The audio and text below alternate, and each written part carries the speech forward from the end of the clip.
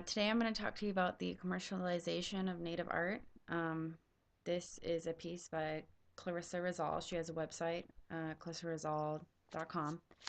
This is a painting that she has done. Um, so I grew up on Vancouver Island, BC, and then moved here to Juneau, Alaska. So I've been around a lot of native art and craft, and a lot of beautiful uh, products from these fields. Um, I wanted to look at, the tools, clothing, masks, carving, dolls and toys, and other spiritual artifacts that natives invest their time and effort into, and that we, as well, myself personally, as an outside culture, and other outside cultures globally, have kind of, taking this liking to and really have become sought after, these native arts. So the categories, like I said a moment ago, include, tools, clothing, masks, carvings, drums, dolls and toys, and spiritual artifacts. And this covers a wide range of um, purpose. So initially, the art of carving, so you're going to carve or chisel tools. Um, Being a seamstress is like more of a woman's job, so she would be making, clothing that can be worn in general, and then also costumes, and regalia. And then masks are more typically made of organic material. Um, and are made by males, especially carvers. And then that falls into carvings as well, as you can see here. And carvings covers a wide range, also including totem poles and other things like that, and canoes and stuff like that. And then drums is their own category, where they have the different prints, representing different animals and different tribes on them. And then the dolls and toys, and then other spiritual artifacts used for, ceremonies and whatnot, including shamanism. So here are some Yupit masks, and the interesting thing about these masks, that I really appreciated, was the sense that, well, Herman explains how they are, more of a prayer rather than an heirloom, and as they are made, as you can see here, from very organic materials. The thought was that they would be returned to nature once finished with whatever sort of shamanizing or cultural practice or ceremony that was going on was finished. Um, so the reason why they've been passed down and carried on for so long now is because of all the missionaries that came through. So the Euro Americans, the Russians, the people that saw these things and were willing to trade for these artifacts, other things such as tools and goods, food, clothing, whatever, these native cultures needed or thought were appealing themselves. Um, these masks now range up in, that, the thousands. I mean, if you got multiple masks together at one museum, you can get, millions of dollars worth of masks in one room. um, they are genuinely cultural artifacts now that are mostly seen in museums. They're held under a lot of care and protected, which is just so interesting to recognize that, uh, the people that originally created them would not have done any sort of the same type of preserving that we feel like we should do as outside cultural, you know, um, um, traders and people that are interested in these masks. Um, and then there are the baskets. And these baskets, as you can see, are very, very intricate. Here we have cedar root and bear grass and tlingit basket, seal gut basket with dyed polar bear fur. So again, they're using these natural resources to create this art, um, very, very organic, representing subsistence living, subsistence lifestyle. Um, Now, I wanted to bring the baskets up also because this is where sort of you get the gender roles seen in art in the native culture. So the women are the ones that are, doing most of the basket weaving, specifically in the article that most of us read that Lee wrote, talking about the craft fairs and how these women come and gather with their baskets and their arts and their crafts that they do and they specialize in. Um, Now, this picture specifically, now these baskets are, I mean, in my opinion, they're absolutely gorgeous, and I could definitely see myself utilizing these in my home. Um, so I can see the push to have these, you know, on the market.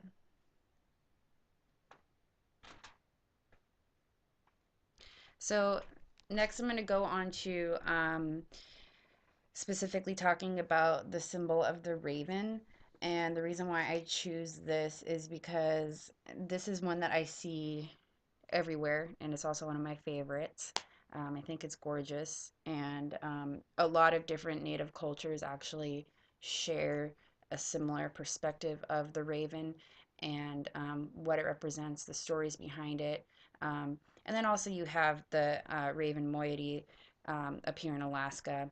And there you see the earrings representing the eagle and raven moieties, which you are supposed to marry interchangeably between those two. There's the tribal house front, and then you see the more modern, another modern version of raven symbol usage in the form of a tattoo.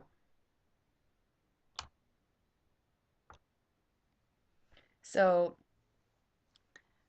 something that's an interesting note is that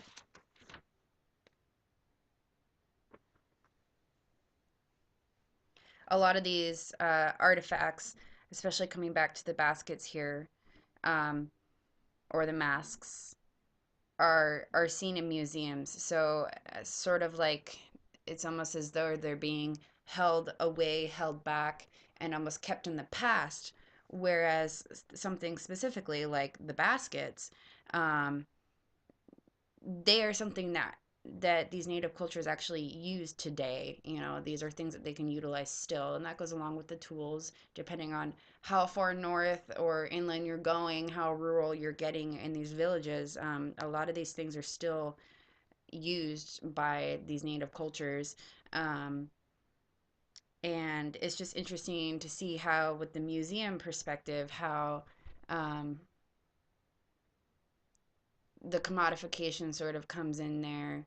Um, you know, Making these things something to look at in the sense of the past, when a lot of the cultural aspects and stories that this art relates to and represents is still a huge part of the culture and the practice of these native communities still today.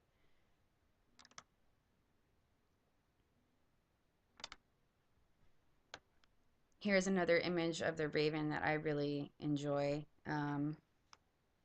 It's also important to remember when finding um,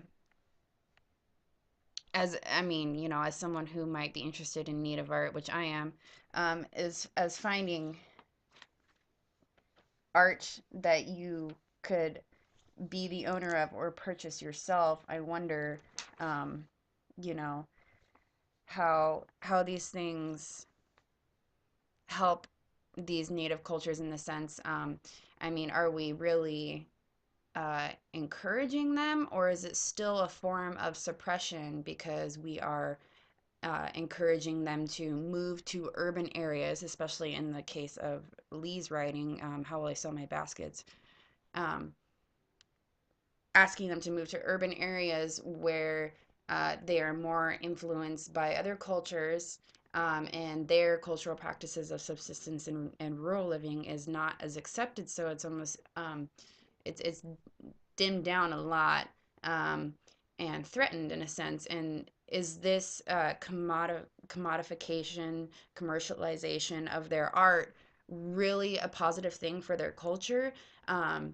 especially if it's being commodified and commercialized to other cultures, to take and use in ways that the art was not designed for originally. Um, and then I also wanted to talk about the mock artifacts. So here you see some um, tourist shops up north here. And the one you have sort of like what looks like largely replicated handmade items. So, like the wall hangings, I'm not sure if those are drums or just things that are meant to be hung on the wall. And that's the other thing, too, is so many of this stuff is like we just, you know, take it and hang it on the wall. And that's like, it's worth so much more, and its purpose is serves so much more than that, like for masks, for example. Um, And then so I also wonder too, like how much of that stuff is actually like handmade or made by natives. You know, how much of it is really coming out of the cultural lifestyle or the cultural features. And then the other place here, you can see all the like coffee mugs and all the things. I don't doubt that some of those are shot glasses. I know I've seen a lot of that around here in Juneau, and that just bothers me so much. Just trying to represent Alaska in such a weird way, and then like adding a native totem pole to it, and it's like it's totally missing the boat on like what the native culture is all about. Um, just yeah, kind of commodifying it, commercializing the native culture in town. It's just it's definitely hard. It's hard to see. It's hard to deal with, and it makes me really wonder, like, where is the real native art? Like, what when I look at something downtown, here at the tourist shops, I wonder, like, okay, is this like was this made by a native? Is this from a native village? Is this the real deal, or is this just something that was made in a factory in a store somewhere by a machine?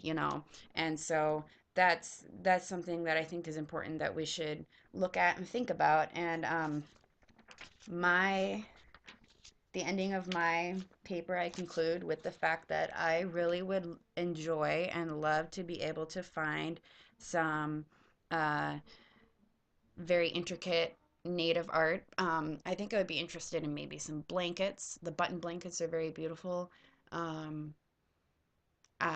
let's see. I had a friend who made belts out of beads by hand, but it took her like a year and a half to make one. So, and I met her at the university, so it didn't work out too well with trying to get one of those. But I saw a couple that she had made, and I was amazed by that.